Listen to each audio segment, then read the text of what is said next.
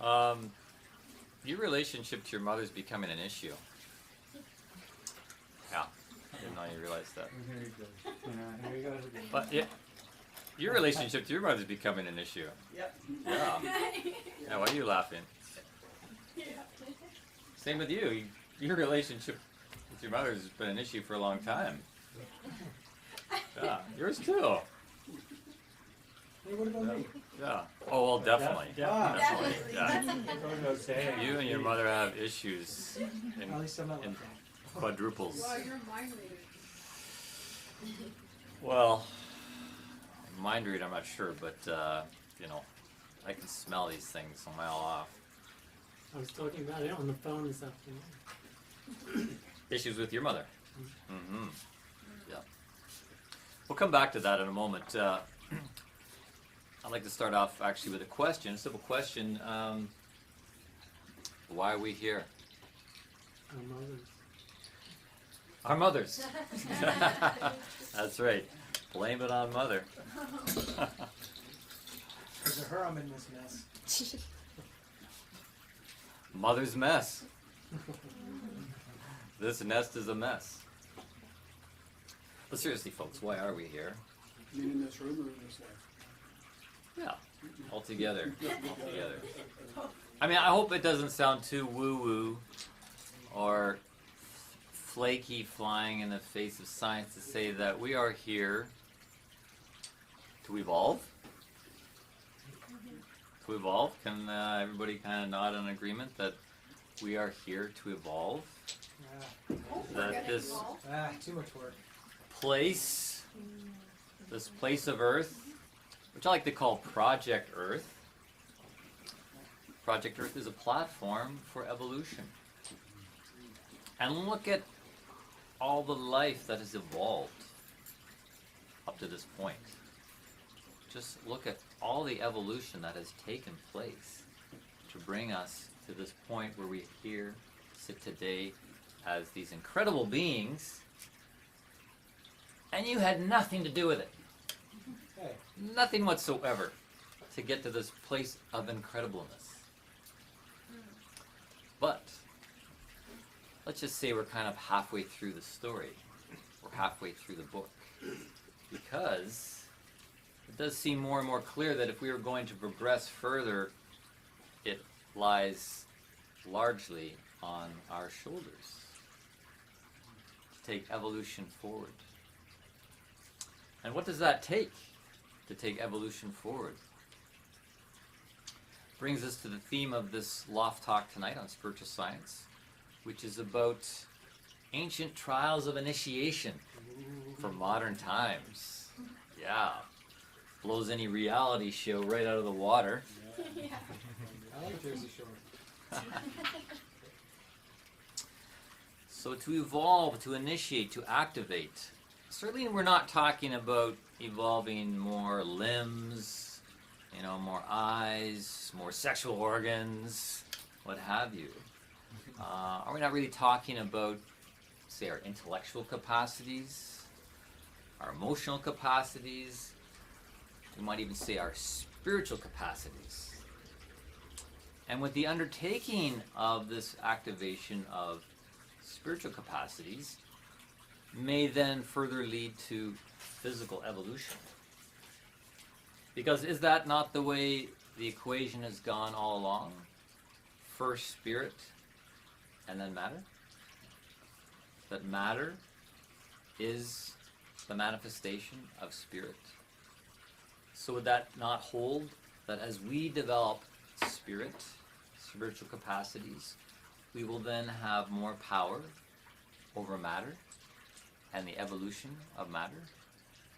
This is not too far out of the box even for science, because as we know, the scientists involved with transhumanism are hopefully looking in not too distant future to find the amalgamation of biology and technology into one singularity. That's what they aspire for. I don't know how far they're going to make it down that avenue, but I do believe in the vision that has been with humanity through really all the spiritual streams is that through the realization of our divinity, we will be able to evolve this planet forward. So, how does this evolution take place? And how did it take place in the past to bring about initiation? I want to take a moment to look at some of the older forms of initiation, some of them that still exist in tribal cultures, indigenous cultures around the world. Some of the most common ones are rites of passage, particularly to bring young men into adulthood, into manhood, which is taken very seriously within the tribal cultures. In Ethiopia, they have naked bull jumping. Anybody tried that? Anyone want to? Last Thursday. That's Thursday. Almost. Okay, how'd it go? Are you a man now? Or have you been castrated? Running across How'd you tell? the back of bulls, not just one bull jumping, but a whole row of them in your birthday suit. And unless you do it successfully, you're not considered a man. You're not initiated into adulthood, and you're not allowed the privileges that are strictly for people that have successfully gone through that rite of passage. So you're not allowed to marry, and you're not part of the tribal council and things like that. You're actually considered kind of a weakling within the society. It's a bit brutal. As is in Kenya, the lion hunting, where you're sent off as an adolescent to hunt and kill the lion, or if you fail and not come back, the lion kills you. So either you make it into manhood or you don't make it anywhere. Papua New Guinea. How about the blood purification initiation? Done to separate from youth, the youth to separate from the mother's blood by sticking canes down the throat of the youth until they begin vomiting blood. Be purified of impurities in the blood that has been received from the mother, because the child receives blood just from the mother, and so there needs to be that purification through this vomiting. And then once that's finished, then they, to complete the process, they stab your tongue and make your tongue bleed. Classic. Classic. Yes. Those were the days. Also in Papua New Guinea, skin modification, which is something we see resurging in our modern culture. Particularly slicing the skin with small blades, making welts that makes you look like you've got crocodile skin, which apparently is very attractive to the opposite sex. Painful, but you're attractive when it's all healed up. The Australian Indigenous people also have skin modification, but this is the underside of the penis. Just think of that, gentlemen. How you got to undergo that one to be considered a man, because it makes the penis look more attractive, and apparently it travels lighter Yeah. after that. Less carry on, you might say. Rib for pleasure. I'm a better swimmer. That explains it. Hmm? I'm a better swimmer because of it. Better swimmer. Yeah, your Speedo is just like got less to pack. That happens in Kenya as well. Mm. They do that in Africa. Yeah, somehow this You said Australia? Australia, yeah, somehow this genital modification thing is pretty pervasive. Even the circumcision ritual, which is usually done soon after birth, when the child doesn't really have much of a say and probably is not going to notice, except for, you know, a little short-lived pain. But where is it? I think it's also in Australia where, no, it's in the Philippines. It doesn't take place until after puberty, and you have to sign up to do it. You have to like call them in and say, I want it. And then they also douse it with sand after it's been done, which will also create interesting designs on your little member when it's bigger, from the different scarring. Then in Russia, there is the ceremonial dog killing. To make that transition from youth into adulthood, you have to kill an animal. It has to be a dog, and it has to be your dog, your family pet. This is to prove that you are not innocent and you are not sentimental and attached to lower desires, that you can kill the thing that you love most in this world, and proven that you have that courage and will to go against even those sentimental desires. And then the one I like the most comes from the deep, dark jungle of the Amazon, where the shaman takes a group of young people out to collect what is known as bullet ants. Fierce ants, indeed. They collect them up, and the shaman puts them into a mixture, an herbal mixture that sedates them for a time. And then the ants are taken one by one and woven into reeds that are woven together that actually make mitts. So the ants, while they're anesthetized, asleep, they're put into these little crevices on the inside of the mitts, and then these mitts are put over the hands of the one to be initiated until, as you can imagine what happens, these bullet ants wake up and are mightily pissed off, finding themselves stuck in the grooves of these reeds or somebody's hands. So they begin biting the one who's wearing them, and the person wearing them has to endure this. Right to the end. It can cause severe pain, which can lead to going unconscious, vomiting, you name it. But you can't take the mitts off, otherwise you've failed the initiation. And if you succeed the initiation, guess what? You have to do it 19 more times. So if one isn't bad enough, Then you have to wear the socks. socks, yes, and the jock too. No, I don't think they've got the jock one down. So what is that all about? Really, these rites of passage from youth to adulthood, and why so often does it involve pain? I mean, pain is something that in our Western medical model we work so hard to avoid. Anything but pain. Let's, forget about anesthetizing and sedating the bullet ants. Give me that drink. I want to be sedated and anesthetized. I don't want to feel pain. But we know pain is inherent in the fabric of life, in the flow of life. It's not something we can necessarily avoid. And if we try to avoid it, that can often lead to greater pain. But somehow it's harnessing this experience of pain that produces something of a maturation. It produces something within the soul and spiritual nature. You could say a transformation of the personality of the initiate, who then succeeds.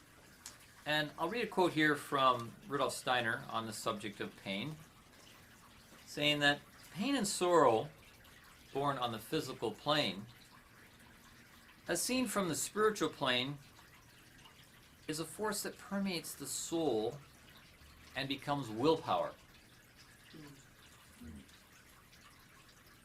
Pain experienced physically, when seen from a higher place, actually enters into the soul and becomes willpower.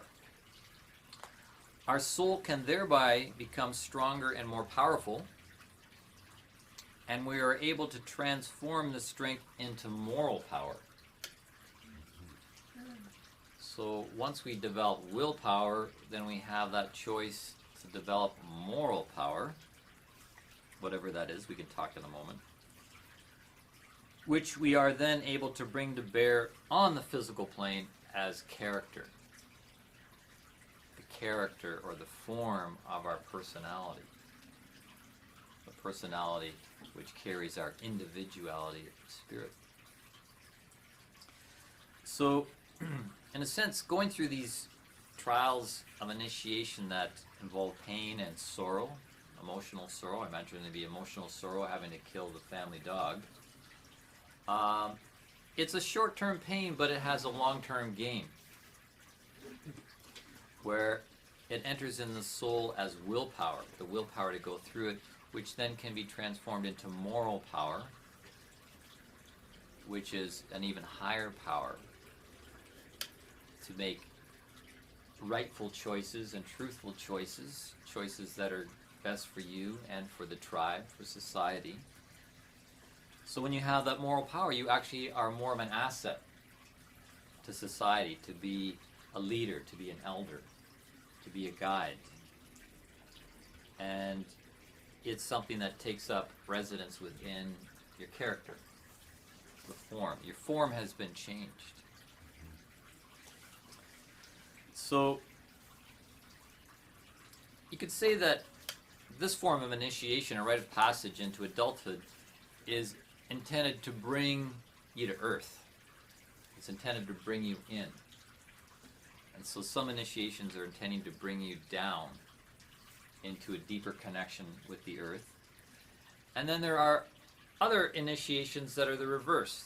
They're intended to free you from the binding of the earth and reconnect you with spirit, get you more reacquainted with spirit. And we talked about that last time with the talk on how substances affect our subtle bodies, and some of the substances such as opium open up our subtle bodies so we can connect more with higher dimensions. And then other substances like cocaine bring you in very dramatically, bring you in and give you strength in the physical. And alcohol is in that same category, where it's intended to bring you in. We'll talk about it a little bit later, but it's sort of an anomaly because you think when you drink alcohol you kind of like get out of yourself. But alcohol was introduced in the spiritual evolution of things to help humanity to disconnect from spirit and get more connected to the earth. And there was an evolutionary imperative around that as humans we are needing to get more connected to the earth because we are the earth, we are the offspring of the earth, and we are here to do work on the earth. We've got a job. So in some ways, the distraction of spirit in the astral realms can be a distraction from our work here as earth beings as well as spiritual beings. And so alcohol helped bring humanity down more into the earth, and it still has that effect on people. It actually creates a disconnect to spirit. And you might feel that. You might recognize that in yourself when you drink. You feel open, but afterwards you feel very heavy. You feel it's, the hangover from it. And that's its real impact on you. So we can see how, people turn to those sorts of things in today's culture, under the song of sex and drugs and rock and roll. Yeah, what's that? Yeah, sex and drugs and rock and roll. And how that is really something that is an attempt to self-initiate. You look at rock and roll music. It's something that activates. It's something that pumps us up. It's something that, like the ecstatic dance Thursdays I sometimes go to. Ecstatic dance. It's very tribal. Ecstatic means not static. You want to become dynamic. So you've got rock and roll music. You've got kind of music that is expansive. And you might even be taking drugs, substances, such as ecstasy. Again, ecstatic, something that enlivens, gets you moving. And you might even be involved in sexual activities as well. Sex and drugs and rock and roll. Right. Sex, again, is this attempt to activate and initiate, self-initiate, by going into the skin, getting into your skin and getting into somebody else's skin, so you can actually go beyond the confines of the shoebox body that we have, which is one of the reasons why I've turned my focus to working with Tantra and working with the body and working with the sexual energies, the primal energies in the body, sort of as an entheogenic experience, that when I go in, the opposite is actually triggered. There's an expansion. There's going out. Schrodinger's orgasm. Pardon me? Oh, when you said the shoebox of the body, I imagined the person that came to mind was Schrodinger's orgasm. You know, is it really there or is it not? You don't know until you open the box. Mm-hmm. Yes. And when the box is open, surprise! Little Jack in the Box. How's your Jack in the Box doing? How's your Jill in the Box doing?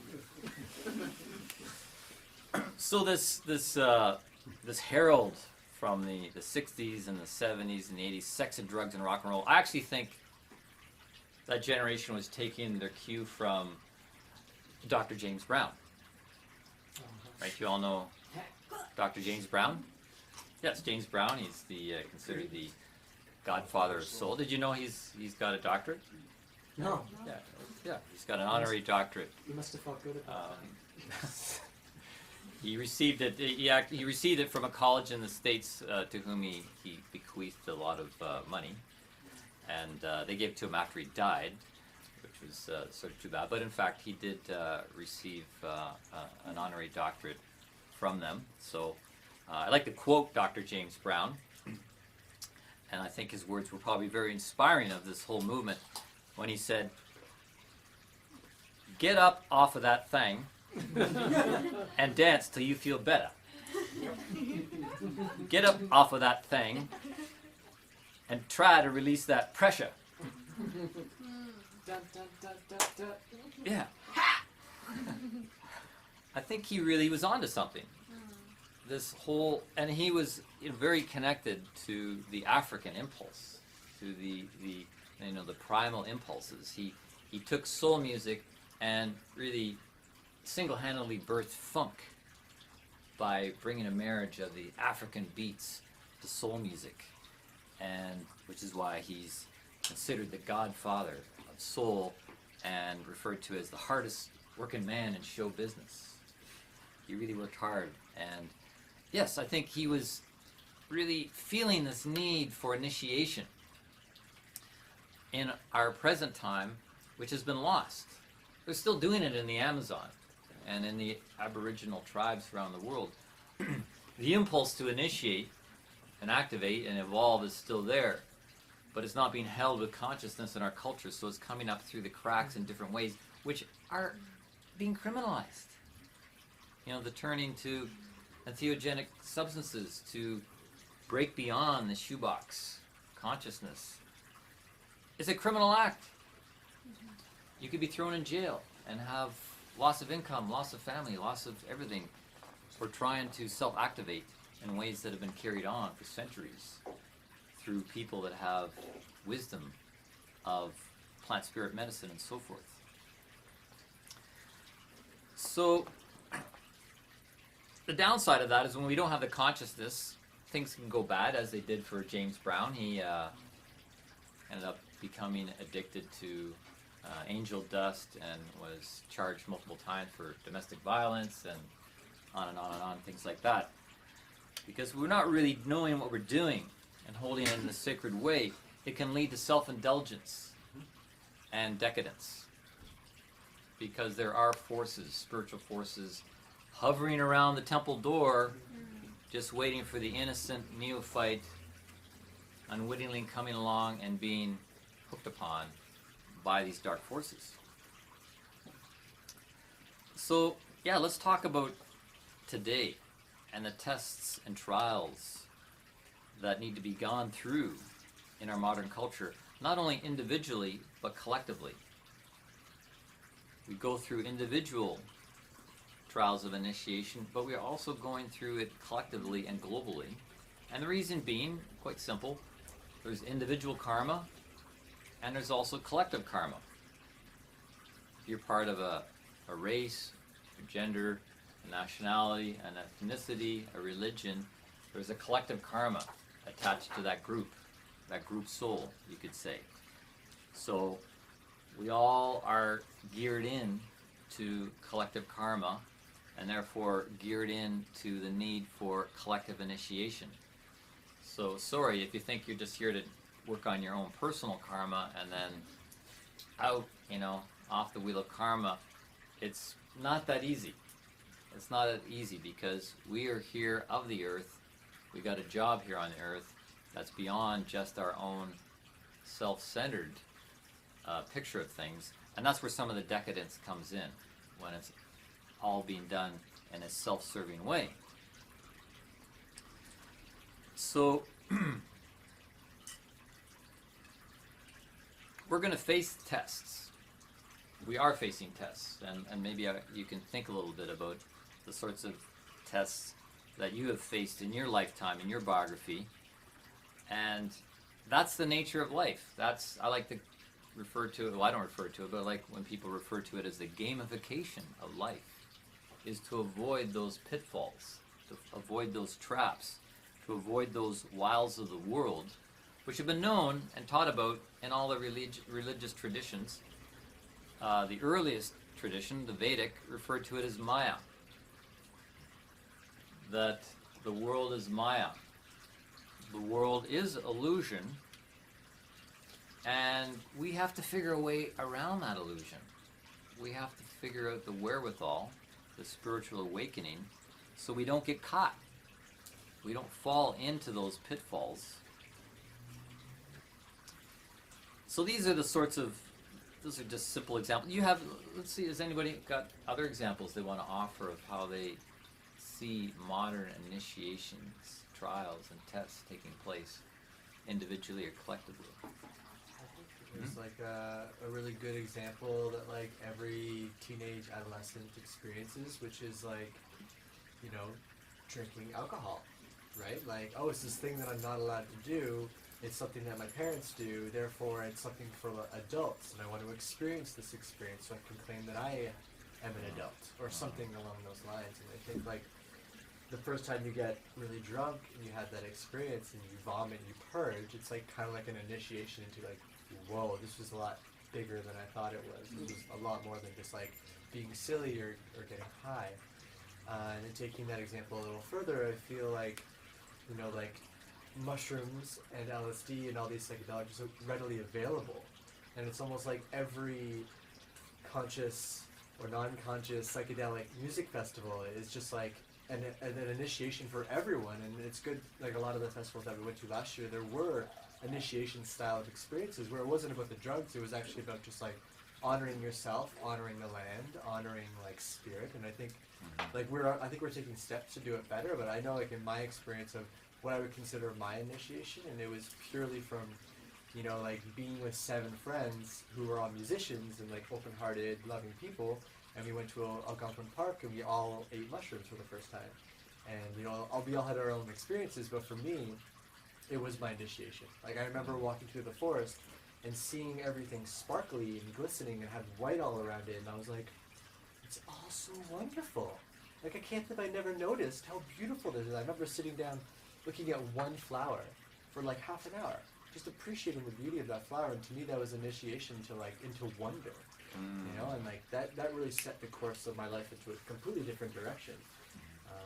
So yeah, I feel like that's kind of something that a lot of people are doing and experiencing, and that may be why we're seeing so much mental health out of like people who are in their 20s, who are using these substances, because they're having this experience of connection, and then they're abusing it because no elders are there to support them in their process of like learning how to harness that connection to spirit or whatever we want to call that. Oh, that's just fantastic. That just summed up so many things. Let me just like take some of the points you made. Like when you said it wasn't, it's not about the drugs. You know, it's not, you know, these festivals and that. It's not about the drugs, and that's true. I mean, the drugs, the sex, the drugs, the rock and roll. It's not about that.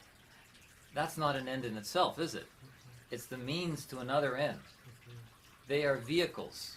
Whether, you know, it's activating your kundalini through sexual practices, or whether you're taking an entheogen, or whether, you know, you're listening to like, you know, heavy bass end music, that's the vehicle, right? And you can choose your vehicles. You know, you can drive a Volkswagen or you can drive a Cadillac, you know, and can change from day to day. So that's the first point. And then the second point was that, you know, it opened you to wonder. You know, it gave you experiences that shifted your reality. You know, it expanded you beyond the shoebox to realize, you know, walking through the forest, you know, there's magic in the life that's there, that there's things beyond the things beyond the things. And something opened up in you that was be able to connect with something deeper that was there that you'd been missing. So that's step 2, was a shift in reality, because there was a shift in you. And then the third step is, okay, what are you going to do now with that enhanced sense of self and enhanced sense of reality? Because now you got more power, you got more capacity. And it's like, so it doesn't become decadent and self-indulgent, as you said, you know, like these people need to be held with elders and, you know, like ceremonial stuff so that it doesn't go south. Finding, you know, the vision to move forward from those experiences that turns it into service to the earth, because we are the earth and we're here, we got a job, and these tools are enhancing the tools to enhance our ability to do the job that we're here to do. So that takes me to you know, the next point I was going to make actually about the steps in initiation is really threefold, and I was jumping ahead to find that. Yes. There's the preparation.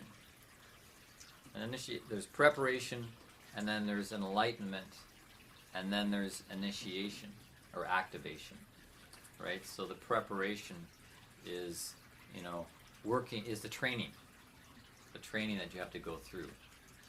You need training to prepare for the next step, which is enlightenment, which is an opening. And enlightenment's not such as big as people think. It's like, oh, you know, Buddha was enlightened, but I'll never be enlightened, or the Dalai Lama's enlightened. No. We all have moments of enlightenment. We all have moments of genius. We have moments of stupidity too, but, you know, enlightenment can happen, you know, like brushing your teeth at night, and like something comes in, it's like, whoa, yeah, it's an amazing thought, you know, this wonder that you talked of, walking through the forest, you know, tripping on the mushrooms. And then the initiation is this third step where you're activated and then you can do something. And I'll come back to this a little bit later when I talk about the matrix as kind of a model of the path of initiation. But let's go back to what I call the first principles. The first principles that inform initiation. Because we are waking up in a universe, right? We're in a universe or university of duality. This is first principles we're talking about. The universe is made up of duality. There's all these dualities. There's light and dark. There's night and day. There's hot and cold.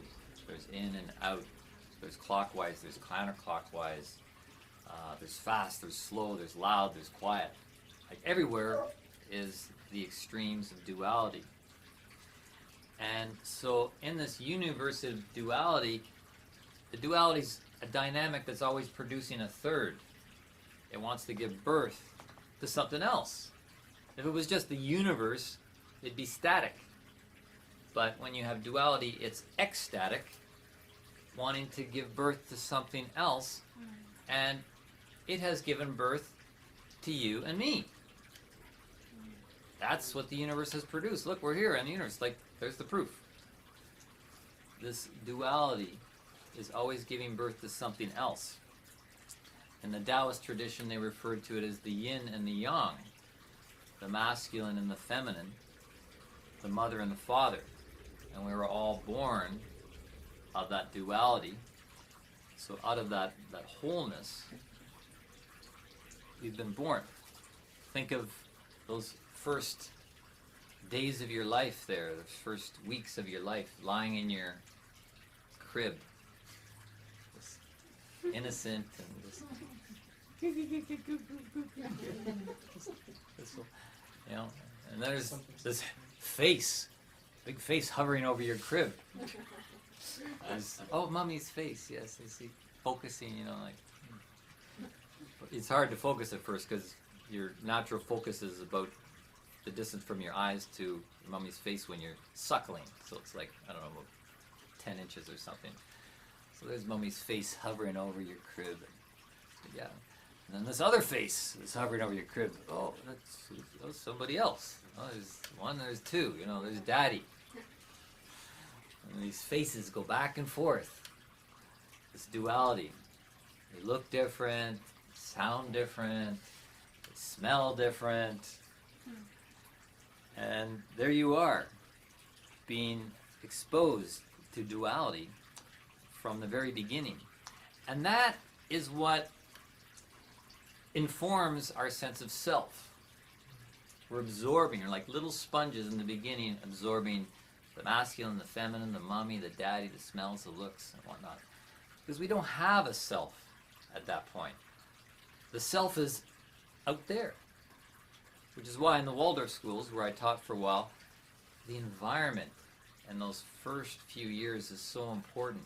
You go into a Waldorf kindergarten, there's nothing artificial. It's all natural stuff, and there's no hard corners. They have veils hanging over the corners and that, because the child's absorbing. You want to absorb softness at that stage, because you've just come fresh from the spiritual world into this 3D hard world that is crystalline.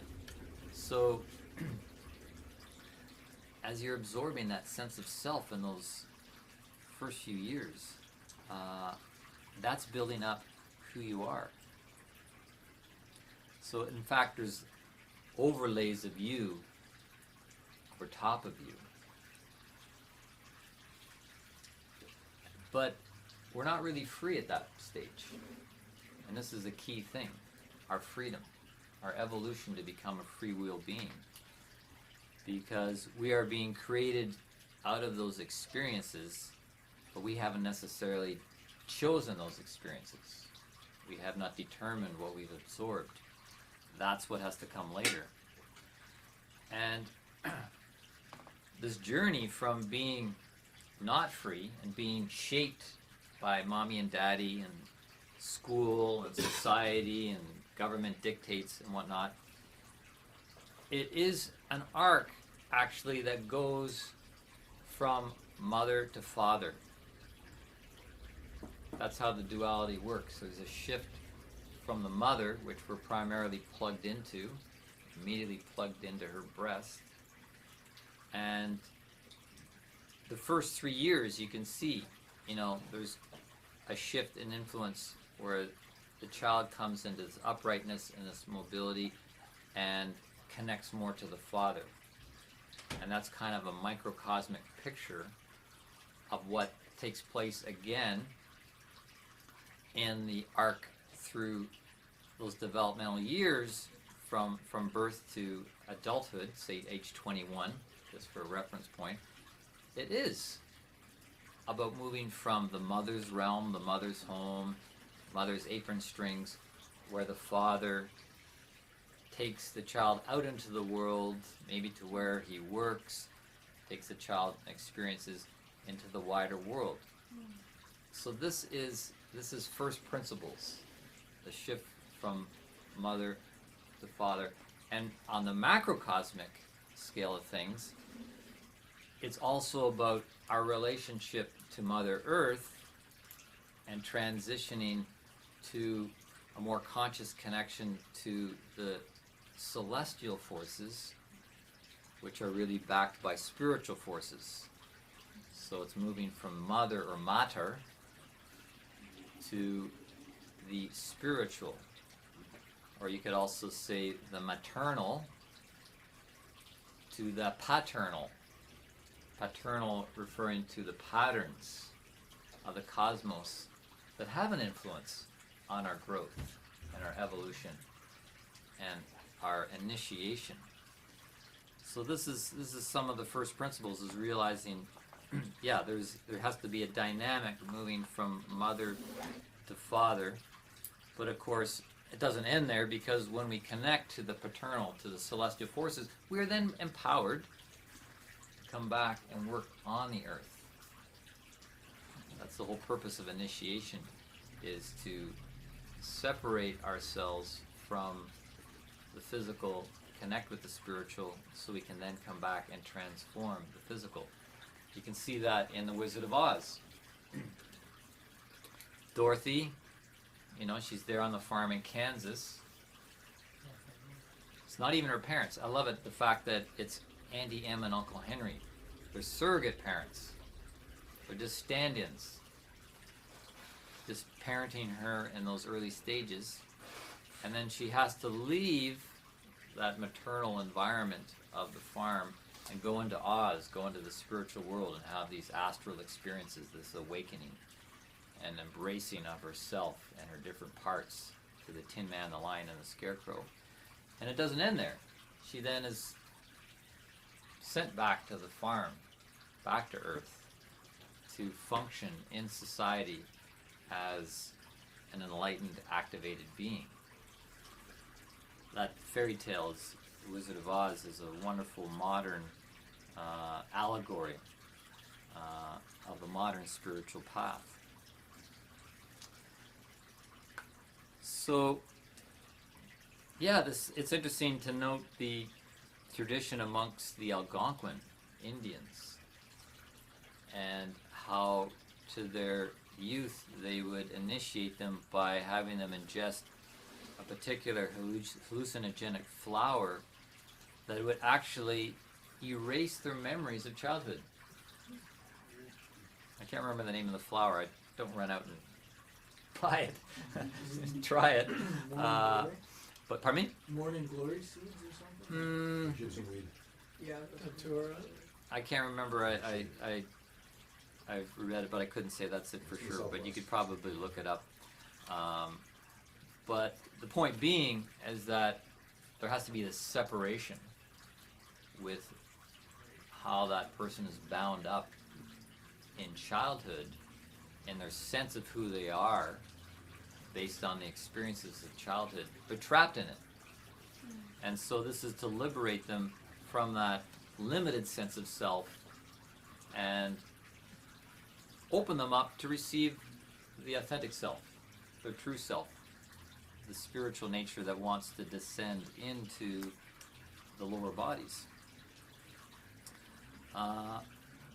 Another interesting initiation in the Jain tradition of India, to become a Jain nun, you have to have your hair removed from your head, pulled out one hair at a time.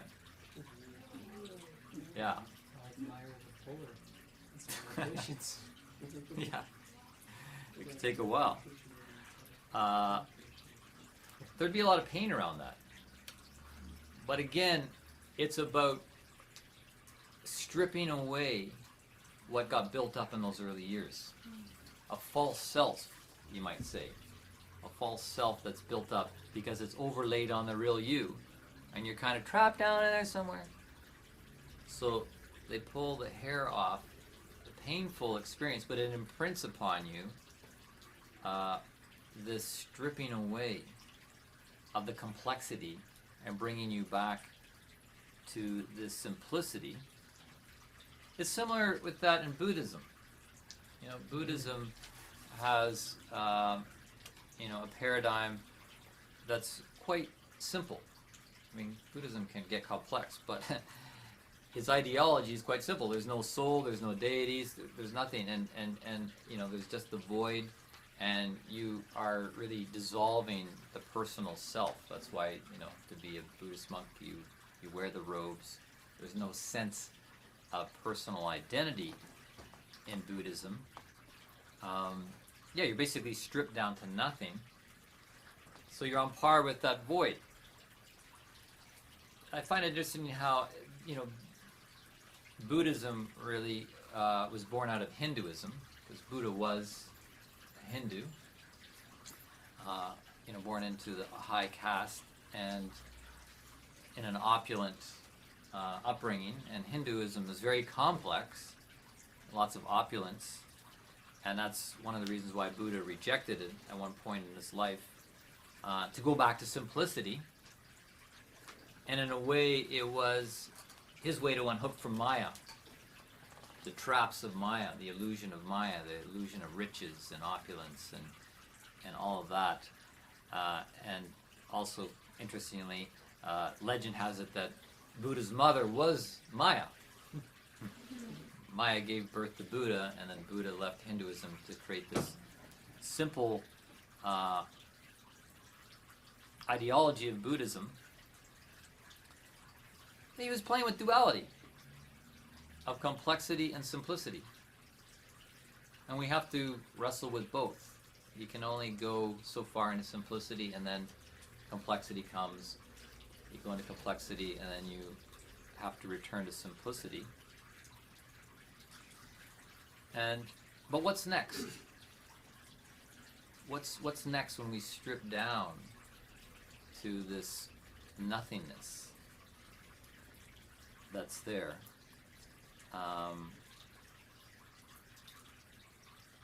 Masks. Working with masks. Consciously working with masks. Let's talk about masks. You're familiar with how masks are used in Greek theater. You've seen the two masks. One is representing comedy, the other representing tragedy. One has a joyful expression, the other has a sorrowful expression. One is expressing pleasure, the other expressing pain. Dualities.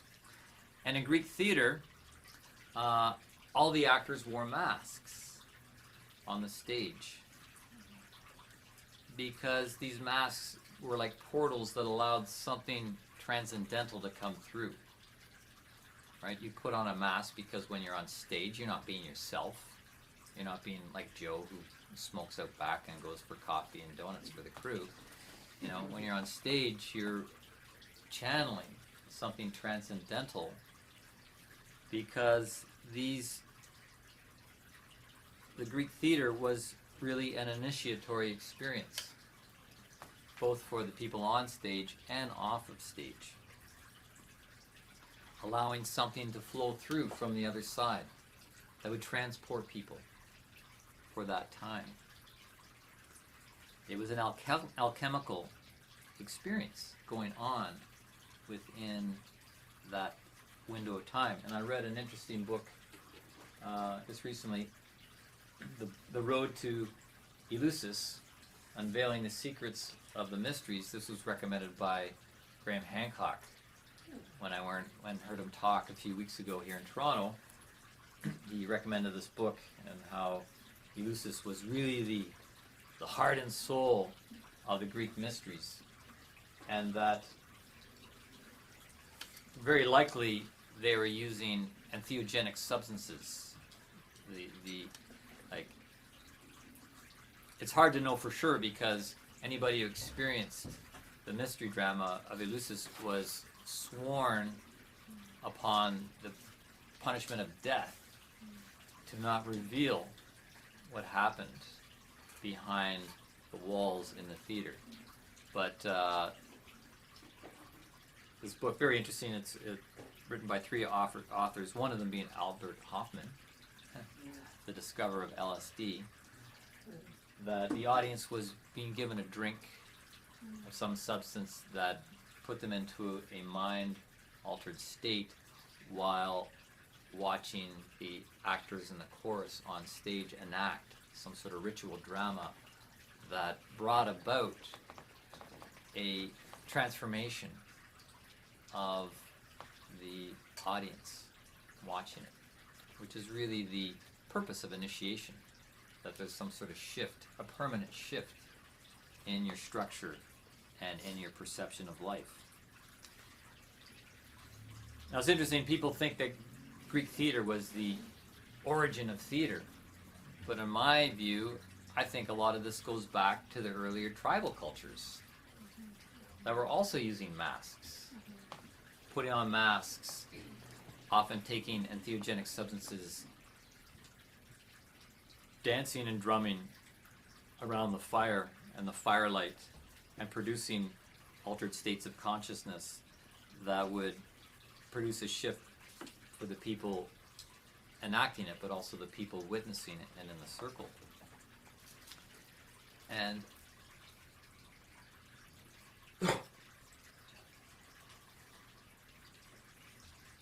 so the putting on of masks is a powerful process in initiation, to enact initiation and imprint a new worldview, open a new window on the world.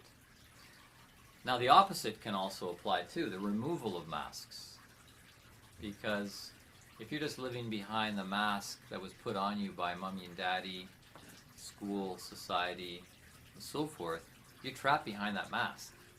You know, if you're like the middle child in the family, it's like, well, you have to act this way, you know, like you have to be this way, don't change, because you're going to wreck the family, you know.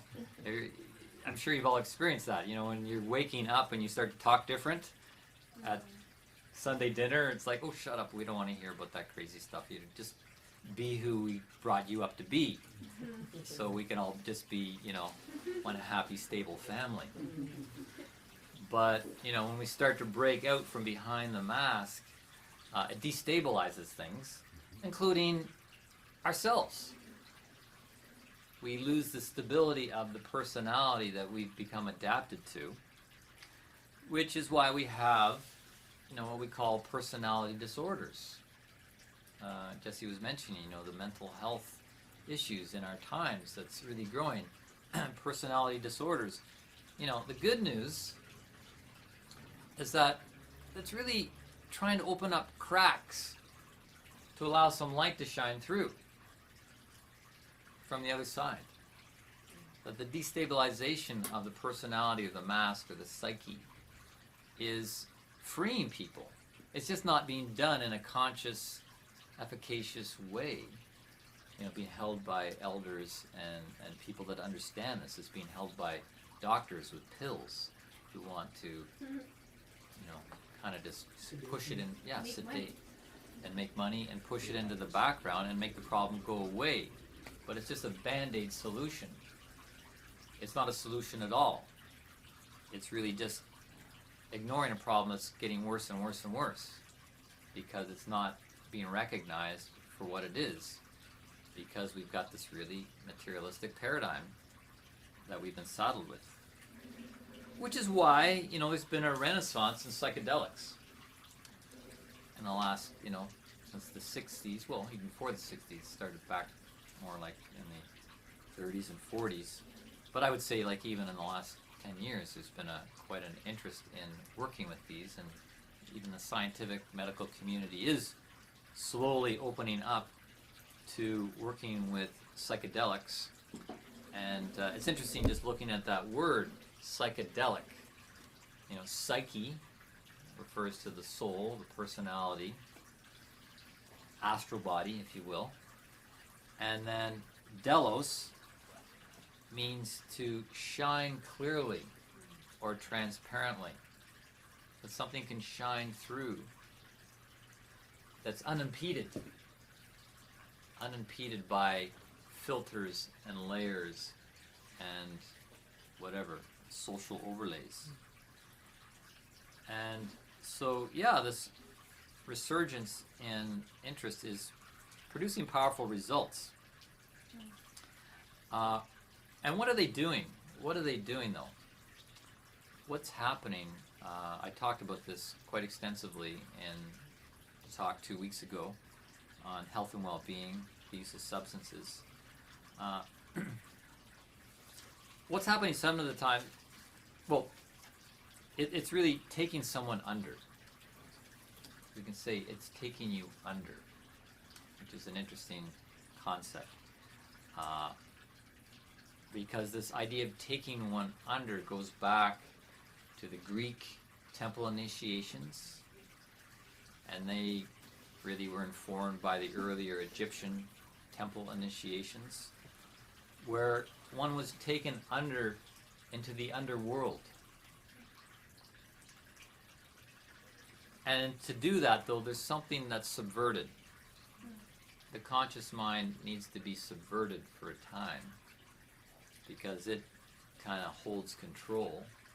So to subvert this finite conscious mind so that a person can be taken under into the underworld and experience another dimension of reality. So in the Greek initiations, they used things derived from opium, which we get morphine from these days. Morphine takes people under, anesthetizes people. It's named morphine after the god Morpheus, the god of sleep. And so this really gears into something of sleep.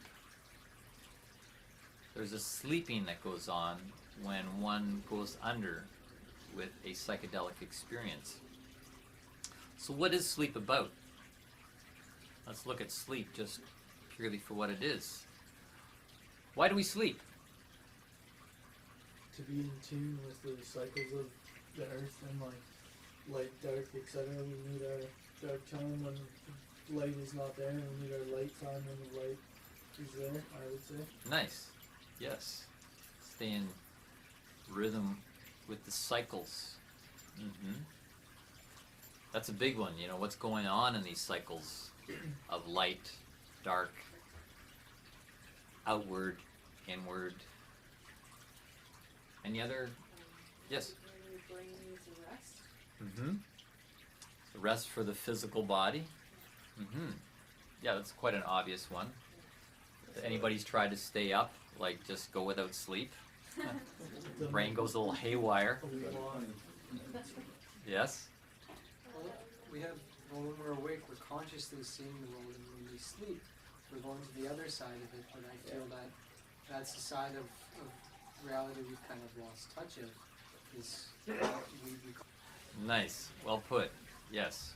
We're going to sleep to this world and our view of things from this side, so we can wake up on the other side and see things from that perspective.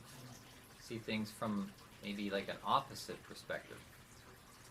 So really all the things that have been said are valid. We sleep because the physical body, the physical instrument needs rest. Oh, yeah, another one. Well, you mentioned it last time, the idea of compensation, like you're experiencing the other thing that you don't have in this world. You're having this kind of fantasy experience at night, which helps the psyche to readjust and Right. compensate. Compensating. Yeah, and the dreams and that in-between state, there's this balancing, this compensating. So, yeah, the sleeping is imperative so we can really experience spirit directly, unfiltered by physical existence. I'm just going to read a quote here from Rudolf Steiner, then we'll take a break. He says, the condition experienced by pupils of esoteric development is called continuity of consciousness. When an ordinary person is completely withdrawn from the sense world in sleep, he is unconscious. This is no longer so with a pupil who has reached the stage of continuity of consciousness. By day and night, without interruption, one lives in a state of full, clear consciousness. even when the physical body is at rest. So this is kind of the end goal, or one of the goals of initiation, is to achieve this continuity consciousness so that you maintain consciousness even when you go to sleep in your body, and then when you come back into your body, you remember, you recall. You've been awake the whole time on a certain level. And so you have this remembering even on this side. Anybody at that stage of development? One? Okay. Let's take a break. I'd like to talk to you. Signs that you're waking up spiritually, when you notice synchronicities. Things, synchronicities, coincidences. It's like you've been thinking about something and then you are out and somebody says a key word about what you're thinking. It's like you hear an answer just randomly, like a little snippet from a conversation that's been, cut and pasted into your conscious mind. It's like, oh, that feels like an answer from the universe to this riddle I've been carrying. Or the reverse is sometimes where you hear something and it's sitting in your mind. It's like, why did I hear that? And then you have a question comes along, and you realize you've already got the answer just waiting there on the shelf. That rebellious side, which we were just talking about, how that rebellious nature needs to be there in some form in order for you to throw off the mask, the overlays, the facade, the veils that are there. Wait, can I ask? Yes. How do you get more how do you get that more into your life? Well, it's a product of awakening, because synchronicities are happening more than we realize. It's just we notice them more because we're awakening. So it's doing things that awaken consciousness. Witness consciousness is something we're developing in the boot camp. How to develop witness consciousness, where you have a stimulus coming into your senses, and then you have your response to stimulus, and then the third part is you witness going, oh, I'm experiencing the stimulus and I'm experiencing this kind of response. Well, isn't that an interesting thing to witness? That's a practice to awaken oneself. But so can pretty much anything, like getting fired, getting an illness, an accident, a relationship breakup. Yeah. It's all on how you want to take it. So that's bringing me into this next part about, we talked about going under as in the temple sleep of the Greek and Egyptian temple ceremonies, traditionally guided by a hierophant, a person who was trained to do this. And the Egyptians said that it was the god Thoth who guided the neophyte into the underworld to experience Hades. Hades being, Hades is the god of the underworld, and now in more the Christian tradition it's called hell. But I don't think hell is as bad as it's cracked up to be. There's certain redeeming qualities to it. But Joseph Campbell is a great literary figure who studied the world's myths. He studied all the myths and then condensed them down to what he called a monomyth. He said there's really one myth, the monomyth, that follows a certain archetypal pattern, which is that of a descent down into the underworld through the realm of trials and tribulations, into Hades, into a job loss, into a hellish divorce, you name it. And then, depending on how you deal with it, as an initiation, there is an ascent.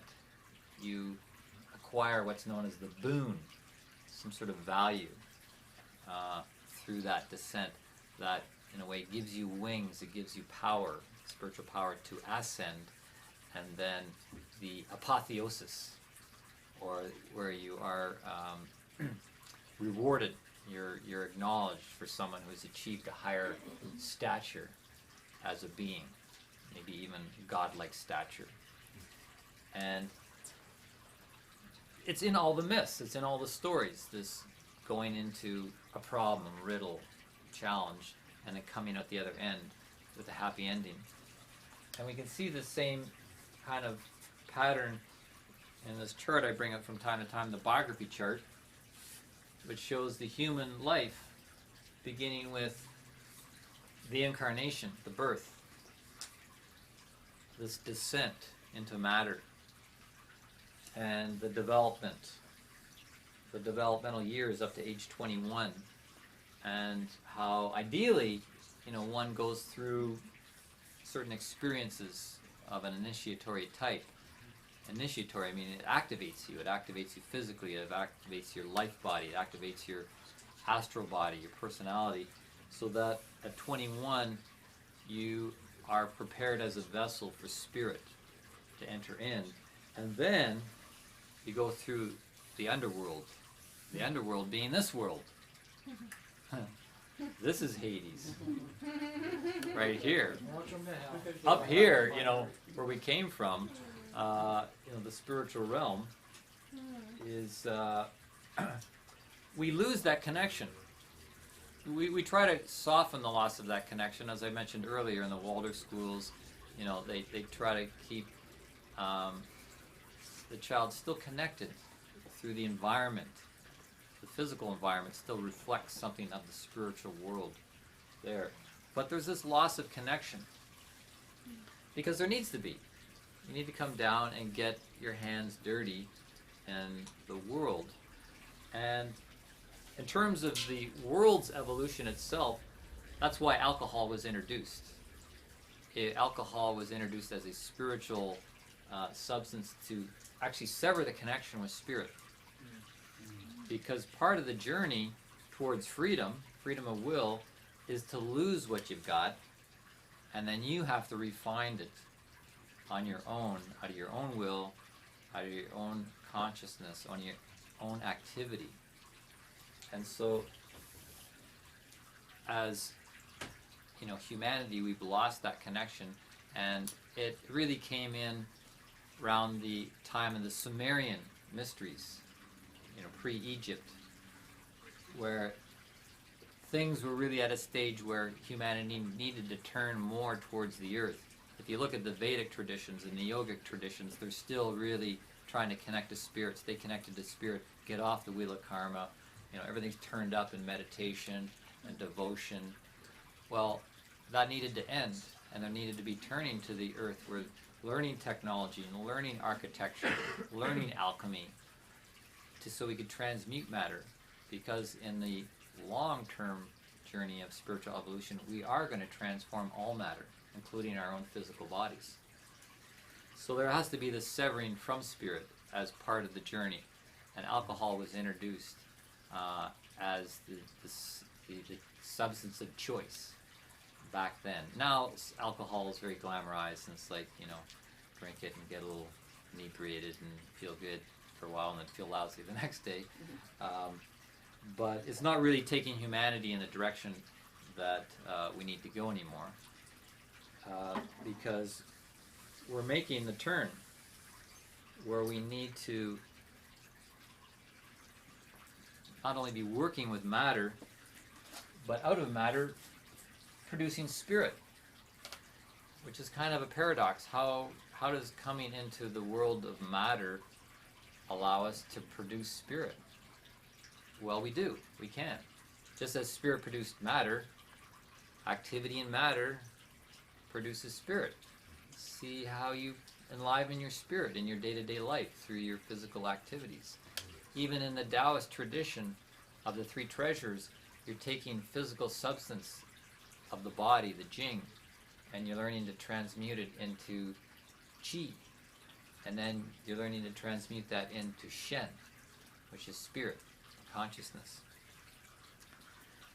So, back to the trials. Let's talk a bit about the different nature of the different trials. Trials by fire, trials by water, trial by air.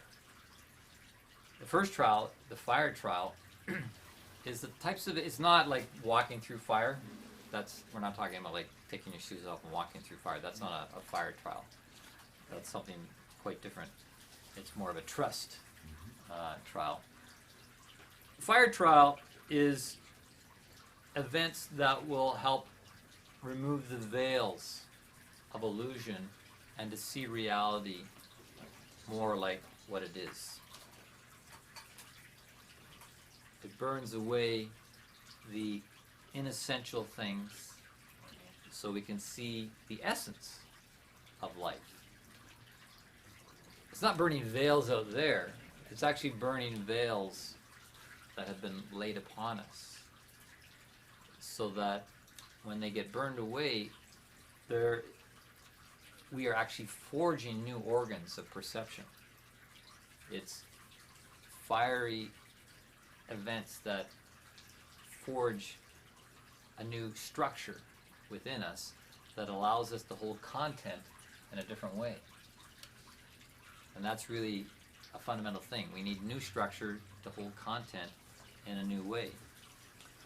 So it's burning off a lot of our base emotions and desires so that we can see nature the way it is, like Jesse was saying, like it's kind of a fire initiation, taking in the fiery, the spirit being of a plant.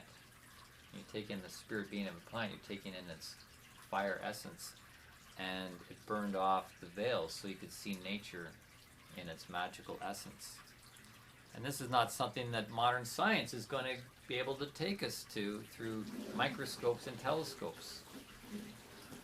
We have to develop the microscopes and the telescopes of our subtle bodies to see these things. And it's not about learning certain facts. It's not that kind of learning in a fire trial.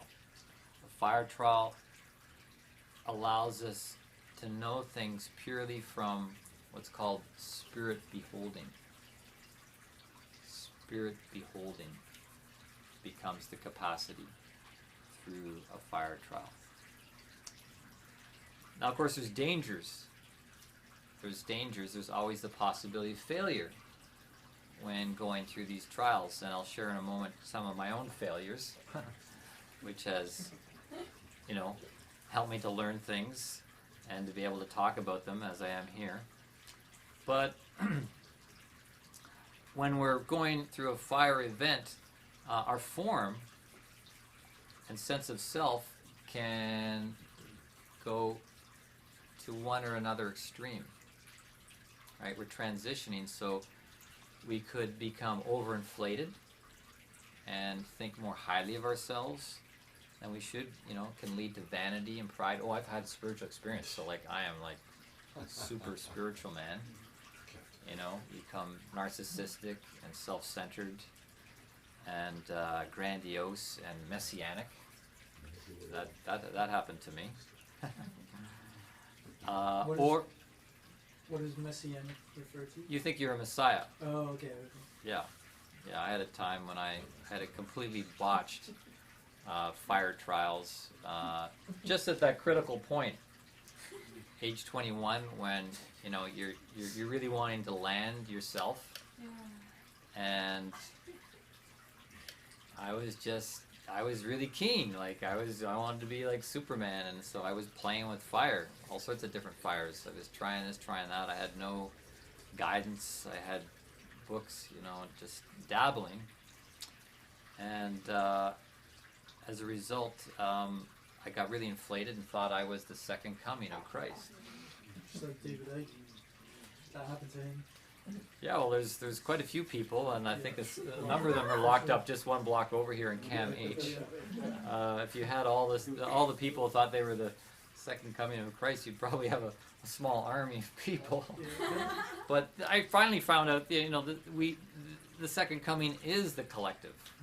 It is the consciousness that can be held by a collective that's vibrating on a particular frequency. So I wasn't completely off, but I was being manipulated by dark forces that were pumping me up and filling me with pride, and I eventually crashed. I went to the other extreme where I didn't know what to think of myself at all. I just felt, like a grease spot, undervaluing myself, low self-esteem. I couldn't go to the corner store for a pack of gum with panic attacks and freaking out and not knowing what to be, because my personality had been burned away. I had no mask to protect me. I felt very vulnerable in the world. I didn't know how to express myself, what to say. No one could relate to what I was babbling on about. So, very tough period in my life. Took several years. I'm still affected by it, but I've redeemed a lot of that through my work. But the other danger, is similarly what I experienced, is having veils pulled away too soon. And the mind is not prepared to see things, and it misreads them. You haven't learned to read the occult script, as they call it. You don't know how to read signs and symbols in an accurate way, and you misinterpret them, and you feed your ego upon them, which pumps you up like a balloon, just waiting for something to come along, pop it, and deflate you, and leave you spiritually impotent, laying by the side of the highway. So, yeah, there's a nice picture of how I was for a few years. Just roadkill. Just turned into a grease spot. So what it requires is a lot of things. It requires certainly self-discipline, which is the preparation stage. We have to, traditionally, the neophyte had to go through years of preparation and service and study, to build up stamina and self-discipline and courage and so forth. As well as we need a conscious community. That's why it's so wonderful we're all sitting here in this room discussing this most important subject, because we need to birth a new conscious community around initiation. And it doesn't necessarily mean going back into the Amazon and putting on gloves with bullet ants, to prove that you've got courage.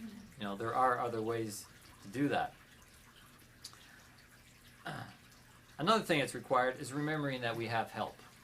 We have help to guide us through these things, help through each other, but also from the spiritual world, something known as grace. That there is grace that is there. And grace is not an impersonal force.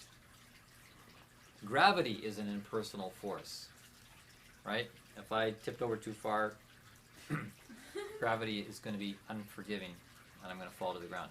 Grace is forgiving, because grace is not an impersonal force. Grace emanates from a living being who holds power of discernment over our lives. Discernment and judgment, the way a Hierophant would have. Right? A Hierophant is a human being who can exercise judgment and discernment in guiding us.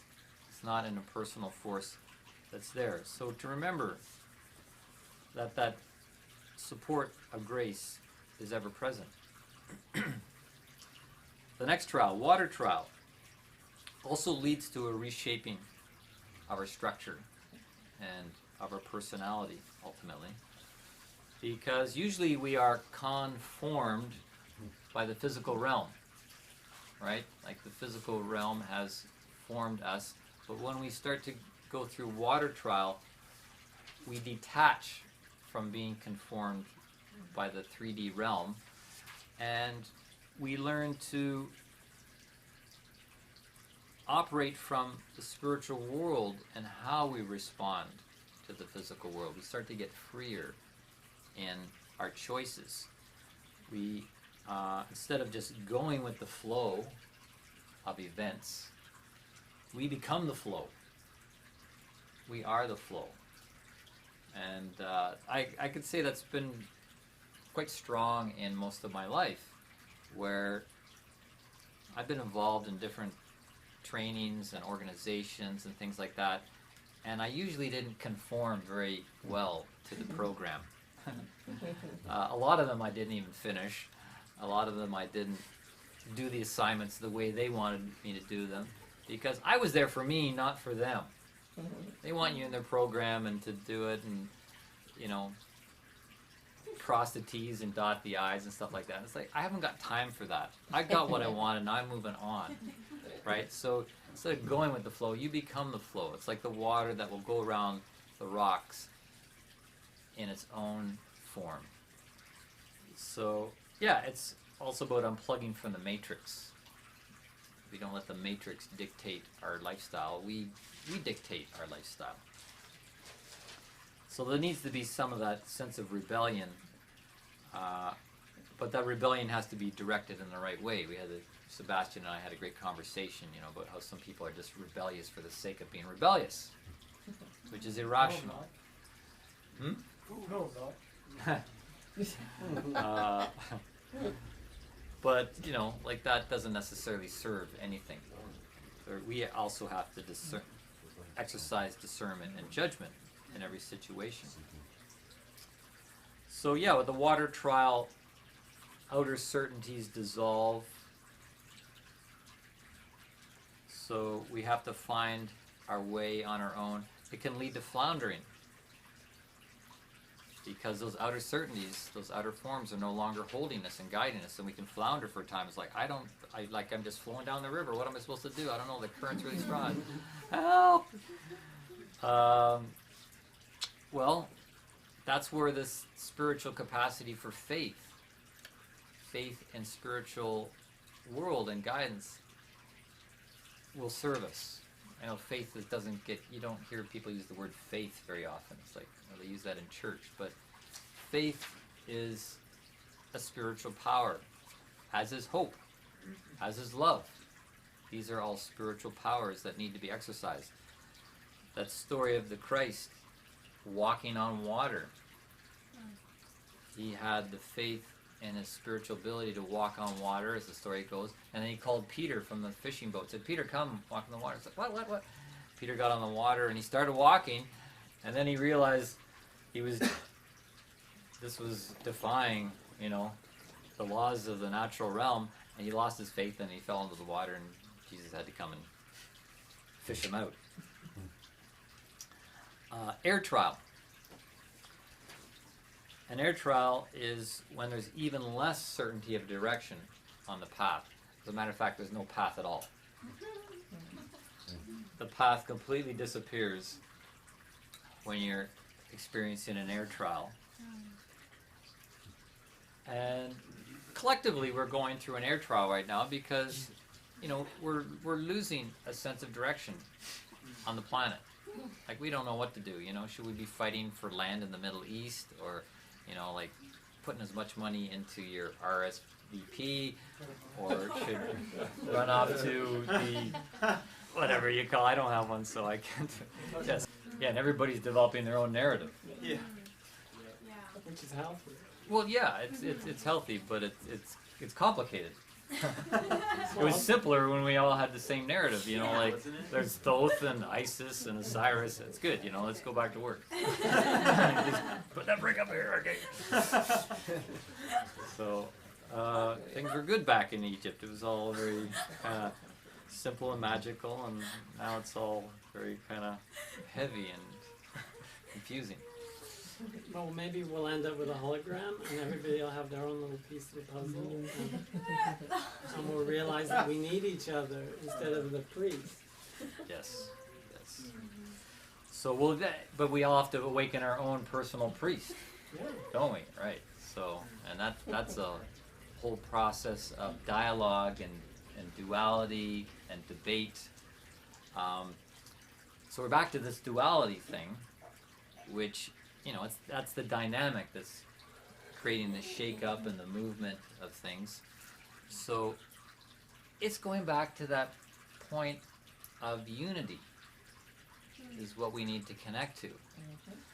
So to be able to function with the dynamic of duality, we need to pivot from that higher place of singularity or source or higher self. Pivot, that's a golf term, right? When you golf, you pivot from the hips, like everything rotates from the hips. But spiritually, we need to pivot from source point, the higher self. And if we're all pivoting from that singularity, then the dynamic of duality will come into harmony, and will birth a third and a fourth and a fifth and a sixth up to infinity. That is a beautiful, harmonious collective. So that's really where the initiation is taking us. It's to activate the integration of the higher self into these lower members and bring about this transformation of them. So, just want to mention briefly about the guardians of the threshold on the path of initiation. There's the lower guardian and the greater guardian. Greater guardian. The greater guardian, is that luminous light off in the distance saying, this is what you can become. This is what you can do. This is what you can achieve. And you're going, yeah, I feel that. I want to do that. I want to do that right now. I'm only 19, but I want to do it right now. Let's start it. It's like, okay, we'll start it. It's good. But then there's the lower guardian comes up and says, yes, but you got to pay the price, which is not dollars and cents. It's like with the boot camp. You don't pay with dollars and cents to be in it. You pay by dealing with yourself and committing to dealing with yourself and the stuff that comes up and staying on the course of that. So the lower guardian comes up and says, I am from the past. I hold all your thoughts, feelings, and actions from the past. You have to deal with me and the baggage that I carry for you as your baggage boy. And when you do that, then that becomes the power to move to the greater guardian, who will then allow you to cross the threshold into a greater reality of abundance and power and unity with all creation. So that's the lower and higher guardians. Now, when it comes to the nuts and bolts of what we're activating in ourselves, there's a couple of different windows looking at that. I've talked in previous talks in this series about the threefoldness of the human being, that we have a thinking capacity, we have a feeling capacity, and we have a willing capacity.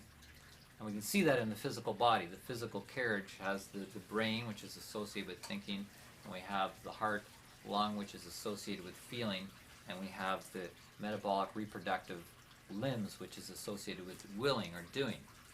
Right? So we have this threefoldness physically, but we also have it on the level of our psyche. And so initiation is intended to activate harmoniously those three parts, which is really what Dorothy was doing in The Wizard of Oz on the Yellow Brick Road. She got this scarecrow that was looking for a brain, that's her thinking part. The Tin Man's looking for his heart, that's her feeling part. And the lion's looking for his courage, that's her will. And she had to bring them into harmonious, unified operation to serve her in her journey towards wholeness and self-creation. So what is it we're looking for with the intellect? Well, we want to turn, the cleverness of thinking. We want to activate the thinking so it can think linearly, laterally, cleverly. Sometimes we even need to play stupid, which is actually very clever. You learn how to play stupid, sometimes that's the smartest thing you can do. As we learn in the deity. Activating the heart through initiation. Well, we want to activate passion, right? Emotion. We have emotion. It's something that moves us through feelings. Yes, energy. And of course, compassion is, to have love and understanding for others, which involves mastering our desires. The desires of the heart have to be mastered and transformed so we can produce empathy, which is a higher form of sympathy and antipathy. Most people are like animals. They're like goats. You know, they follow their sympathies and antipathies. Goat, speaking of Christine in her costume, yes. Your goat costume, yes. A goat, well, it goes where it wants to go. You know, it's like it likes the grass over there, so it goes and nibbles for a while, and then it doesn't like it anymore, so it goes over there, and it doesn't like there, so it goes there, and so it's scared of that, so it goes from there. It's just this back and forth between likes and dislikes. When we have empathy, we transcend that flux, that duality that takes place in a desire body. And then the third part of the psyche is the will. We want to activate courage. So a lot of the initiations we go through definitely are testing our courage. Like that's probably something you run into all the time. It's like courage to call someone up and ask them for a date. Courage to go in and talk to the banker, you know. It's it's definitely you know, courage is like that backbone that allows us to do anything else. And there's a great illustration of these activations in my favorite Indiana Jones movie, the third one, called The Last Crusade, where he's searching for the Holy Grail, you know, the Cup of Cups. That's, you know, not the Stanley Cup or the Grey Cup, it's the Holy Grail Cup. And he has to enter into this underground chamber. So it's actually kind of like going into the realm of the mother, this mother thing. And his father's there, played fabulously by Sean Connery. And his father is like on the edge of death. He's like on, so he's already kind of partly in the other world, and he's able to psychically guide Indiana Jones going through these trials, going into the belly of the earth. And the first test is a test of his heart, whether he has a humble heart, and his father's telepathically sending him the words, "A penitent man may pass, a penitent man may pass, a penitent man may pass." And he's repeating this as an affirmation as his father sends it to him. And as he's entering the cave, all of a sudden the penny drops, and he remembers he has to get on his knees, and he falls to his knees just before this blade comes out and almost chops his head off. So he passed the first test, the test of his heart, of his humility. And then the next test, there's these stones that all have letters on them. And he has to step on the stones in the right order to spell the name of God. And of course, Harrison Ford's Indiana Jones is a little bit dopey in that, so he makes a couple of mistakes in the spelling, but he does, you know, it's the name Jehovah, which is actually spelled I-E-H-O-A, Jehovah. And so he figures that out, he remembers, and gets it right. And so instead of plummeting through the rocks that were not secure, he gets to the other side. And then the third test is when he comes to the end of the tunnel and he faces this grand abyss. And this is a test of will, courage, because he has to get to the other side of the abyss. He has to, in a sense, cross the threshold to the other side, but there's no support there at all. You could say it's like, these are like the fire. The first one is a fire trial of the heart. The second one is a water trial of the thinking, and the third one is a air trial. And he literally has to step out on the air and with faith, and when he does, a bridge magically manifests, and he has a place to put his foot, and he's able to cross the abyss to the other side without plummeting in to certain death. Yeah, so I mentioned how at 21 I had a botched initiation, which blew me out. I mean, blew me out of school. Literally, I dropped out of university, and I was really still pretty keen. I realized I had to fix something in myself by having more initiations. I figured, you know, the only way to correct a botched initiation is to unbotch it. So I came up with the idea of going to the registrar at the university and seeing if there's any money left in the account which there was, they gave it to me, and so unbeknownst to my parents, I bought a plane ticket to Jamaica and went up into the mountains of Jamaica to self-initiate my wounds, and I had this plan where I was going to, by myself, walk through what they call the cockpit country. It's about, you've heard of the cockpit country? Coptic, yeah. Up near Maroon Town, Akampong, and I was living for a couple of weeks with Jamaican people up there. It's completely off the grid, you know, just rustic beyond rustic, and they were horrified that I was going to actually leave and walk through cockpit country to go back down to Montego Bay, and so my plan for initiation didn't turn out the way I thought it would, and in fact I ended up getting lost in the jungle, which, as they say, you know, got scared sacred,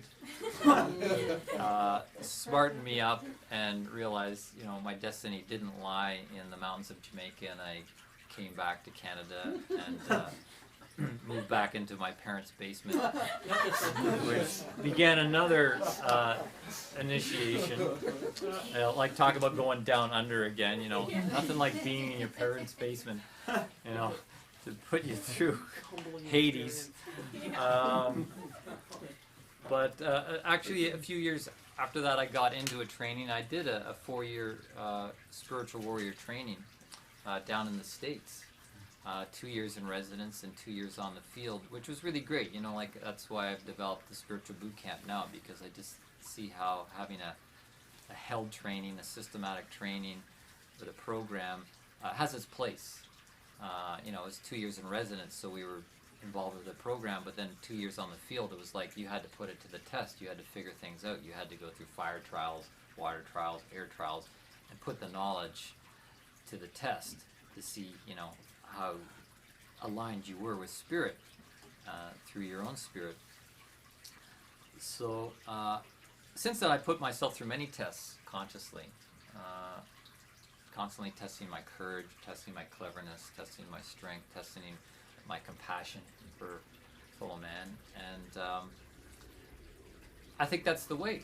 You know, I've waited for a teacher or guru or whatever, you know, but I find that it's really has to come primarily from within, and we have to invent our own tests and trials and initiation in conjunction with what's coming at us from the world, because the world will mirror where we are inwardly. It'll give us a tailor-made test.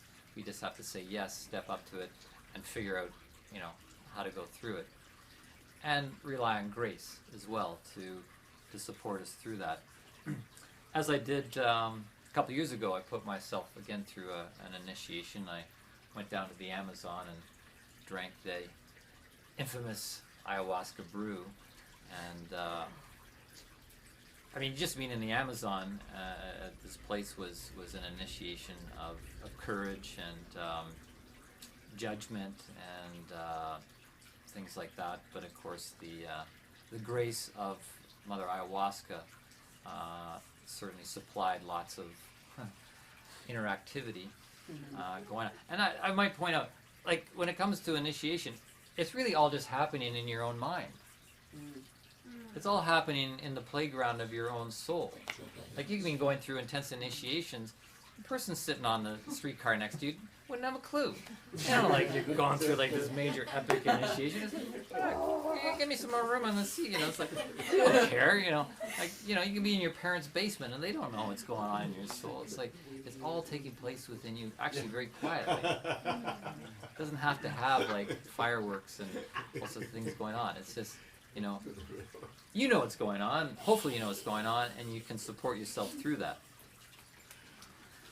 So, in closing this, I wanted to just hit on one more little theme, because this time of year we are entering the Festival of Lights season, where there's light festivals going on, namely Christmas.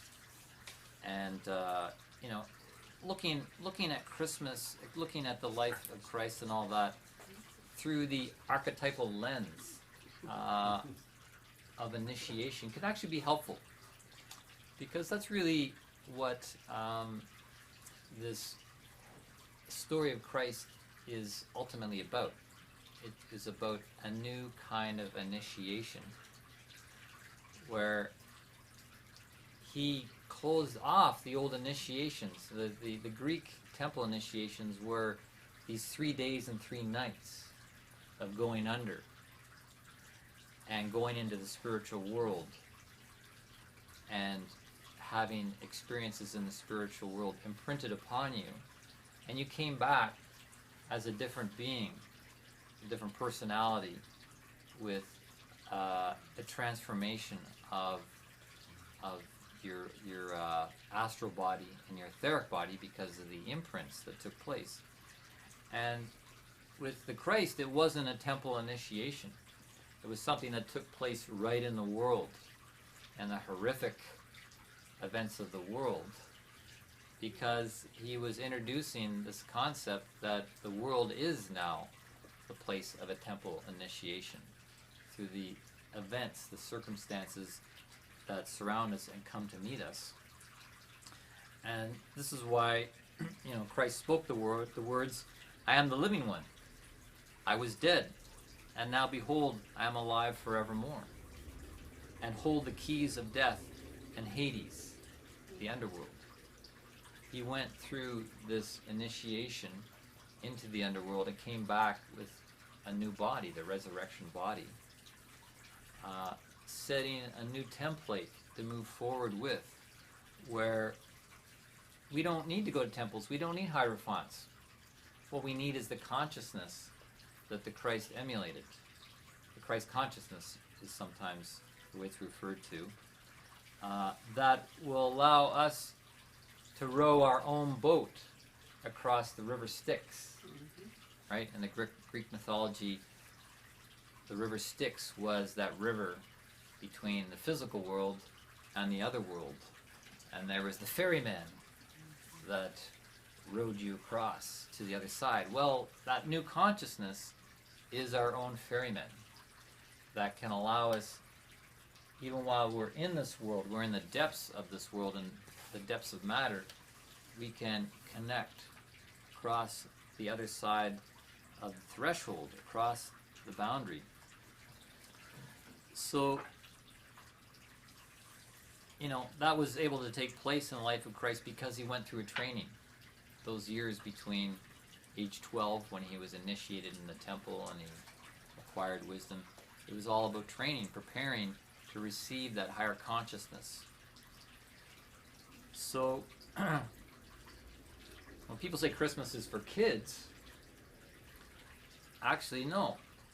The Gospels say unless you as an adult become as little children, you won't be able to enter into the spiritual world.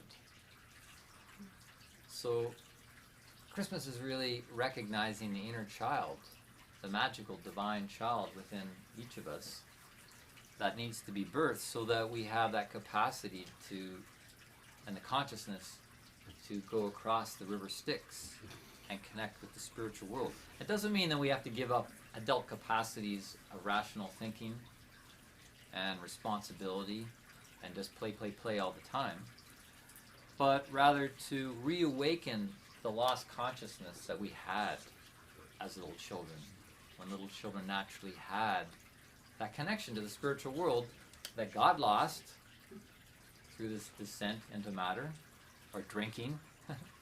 Drinking dims down the consciousness. It's about reawakening that consciousness that we had early on. And by doing that, we don't have to necessarily go through dramatic and painful initiations. They don't all have to be about being nailed to a cross and hanging there, in public humility and things like that. We can grow safely and gently into that higher state of being. And one way to do that is through the celebration of seasonal festivals. You were mentioning, the cycles and how that's a way to awaken ourselves, is by riding the cycles of the seasons and the festivals. Because every festival, every season has a different personality, has a different character, different flavor. which will feed a different part of ourselves.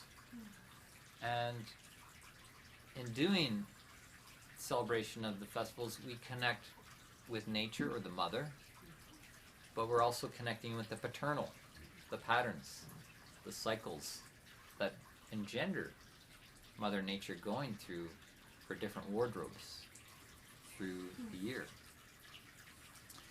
So think of these festivals like Christmas as an entheogenic experience, as a mind-altering experience where you can experience a divine consciousness. And with the idea of alcohol, I just want to touch on that one more time, because a lot of drinking goes on this time of year to celebrate. But alcohol, it does dissolve the boundary between the two worlds. You feel that expansion. But alcohol also has a corrosive and destructive effect on the subtle bodies.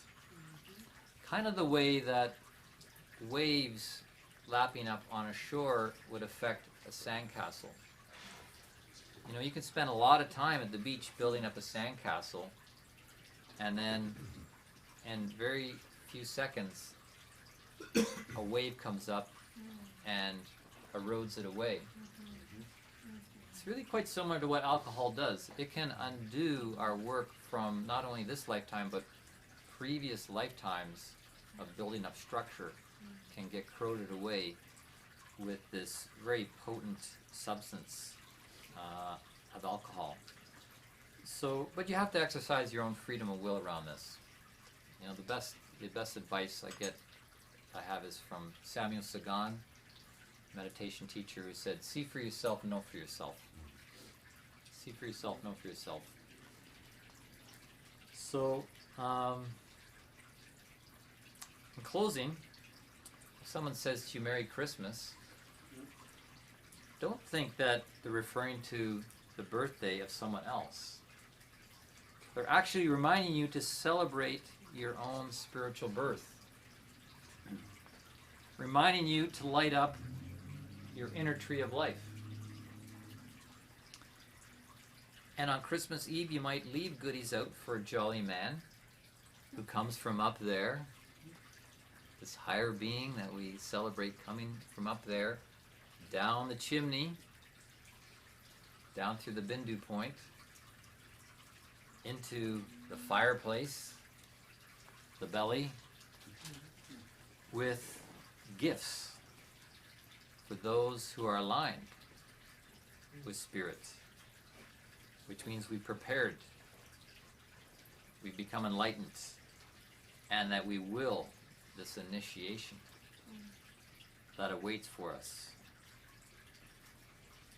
So prepare your manger, the manger of your soul amidst the inhospitality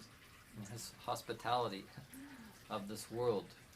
Prepare that soft, silent place where you can light a candle of your spirit self and shine.